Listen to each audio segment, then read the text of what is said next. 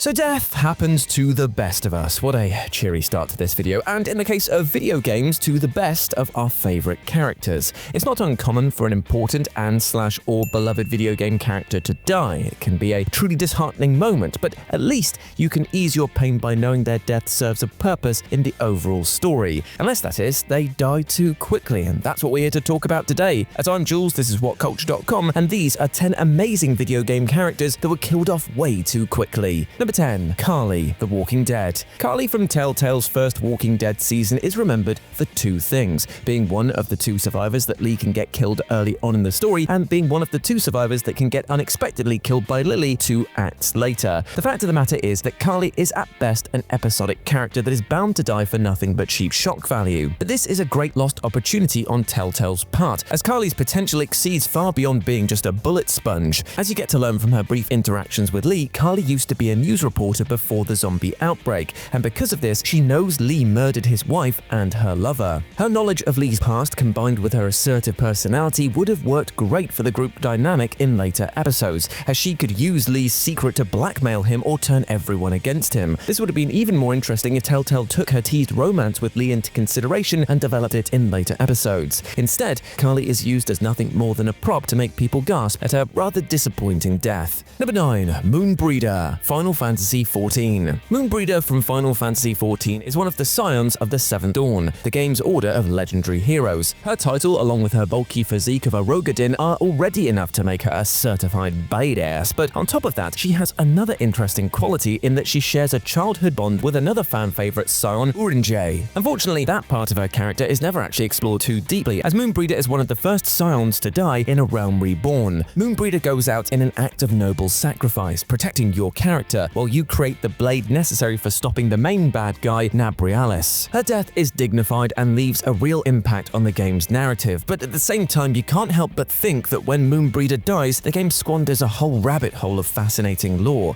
Her close relationship with Urianger, that dates all the way back to when they were children, could have shed some much-needed light on the backstory of one of the most enigmatic scions, but instead, everyone is left wondering what his friendship with Moenbryda actually was. Seriously, couldn't someone with a less interesting backstory have taken that fall for you? Number 8. Jackie, Cyberpunk 2077. Jackie's death in Cyberpunk 2077 isn't anything surprising. The fact that he wasn't going to make it was obvious even before Cyberpunk was released, thanks to the game's trailer basically spoiling his demise. Still, a lot of people are still upset about Jackie's death, not because they didn't expect it, but because it kind of felt rushed. While Jackie's death makes sense story-wise, being the final nail in the coffin of V's past, the fans of the game think that it happens way too fast to properly establish his bond with the character. Aside from 2 missions and a quick montage showing V and Jackie getting up to no good, you don't really get to learn more about his character or just how much he means to their partner in crime. Because of this, his sudden death doesn't hit you as hard as it could, and it takes away from his overall role in the story. From the little glimpse into who he is that you do get, Jackie seems like a fascinating figure and a great friend, but there's no way for you to truly verify it before he's taken away from you, which is why most people simply forget about him and don't really care about his death after the fact. Number 7. Lenny, Red Dead Redemption 2. Pretty much every death in Red Dead Redemption 2 happens suddenly and hits you right in the feels with the strength of 1,000 emotional trucks. Sean and Kieran, for example, all these characters' deaths seem to happen too soon, but at the very least they manage to serve a purpose in the story and have their own character arcs. But this is what separates them from Lenny. Though Lenny's death happens much later than any of those above, it still feels like his character has been severely underutilized, and it's taken away from you in the most undeserved fashion possible. The guy doesn't even get to die in a cutscene, for Pete's sake. You only get to spend about 10 minutes with him throughout the entire game, and he barely ever accompanies you on missions, which is a real shame, as in that short time that you do share with him, he seems to be a fun character that could have served a larger role within the gang. He's charismatic, quick-witted, and alongside Dutch, he's one of the best educated men in the camp. It really feels like he should have had more opportunities to use his brain, but instead he gets his brains blown out by a random gunman in Saint Denis. Number 6. Benny, Fallout New Vegas. Benny is one of the most iconic characters from Fallout New Vegas, even though you kill him relatively early on in the story. His fame within the game's community isn't just a matter of his legendary appearance in the game's intro, although it definitely helps, but also because he's an intriguing character with an equally intriguing master plan that you never really get to see bear fruit. Let's be honest, Benny is basically the whole reason behind the plot of Fallout New Vegas, not because he shoots you in the head, but because he's the one who crossed Mr. House and took the planet. platinum chip. Before you begin your hunt for him, Benny orchestrated a multi-layer plan to take New Vegas from House that was to culminate with him using the platinum chip to take over House's robot army.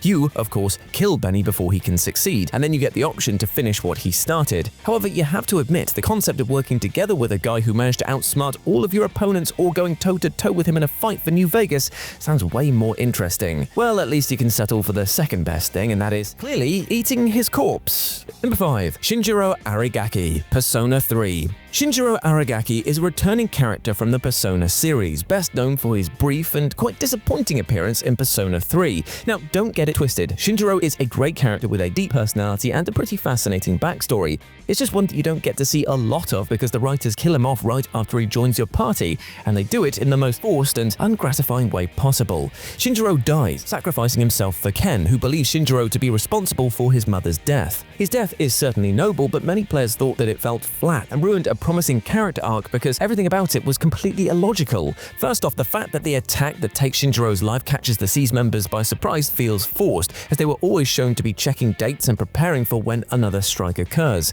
Secondly, the game fails to acknowledge your party's healer during his death, at least by explaining why she can't mend his wounds. Overall, it feels like the game forces this situation on you, which really takes away from the suspense of his sacrifice and makes you feel that the character died way too quickly. Number 4. All of Kiryu's crew, Yakuza. The first Yakuza game starts with Kiryu walking out of prison and reuniting with his old crew, only to see them get killed one by one. Yes, the series' debut piles up so many corpses that it probably would struggle to fit all of them within the kill count of any 2 of its sequels. Now, it makes sense given that the Yakuza creators didn't really know how well their first game would do, and they probably preferred to tell a more concise story rather than save up any characters for a sequel that might never come to pass. Still, due to this decision, we lost a ton of seriously interesting characters with such deep ties to Kiryu's past that not even Goro can compare. For his partners in the Yakuza to his childhood best friend and even Kiryu's adoptive father, everyone important in his life is gone by the end of the game. And because of this, none of the sequels got to expand on the unique relationships he had with all of them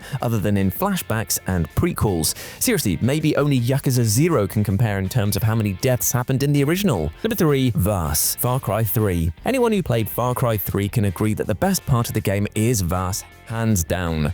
The amount of promotional material about him that Ubisoft put out before Far Cry 3's release did not exaggerate about how great of a character he is, although they did fail to mention how small of a role he actually has in the game. The crazed pirate appears only in the first part of the story, and while he dominates every scene that he's in, he actually has less screen time than Far Cry 3's supposed main villain, Hoyt Volker. For this reason, many of the game's fans consider Vaas's early death to be a missed opportunity. The story becomes far less engaging after he's gone, and none of the characters that appear afterwards can hold a candle to the sheer showmanship he displays. I mean, let's be real here. There's a reason why Vaas is still being quoted to this day, while people barely even remember that Hoyt existed. You don't see the latter telling you the definition of insanity while threatening to drop you off a cliff, do you? Number 2. Mirabelle, The Elder Scrolls V Skyrim. The College of Winterhold questline is considered one of the most boring and underwhelming faction side quests in Skyrim. You don't actually spend any time at the college to study magic, and the jump between you being a fresh-off-the-presses apprentice to becoming the Archmage is so sudden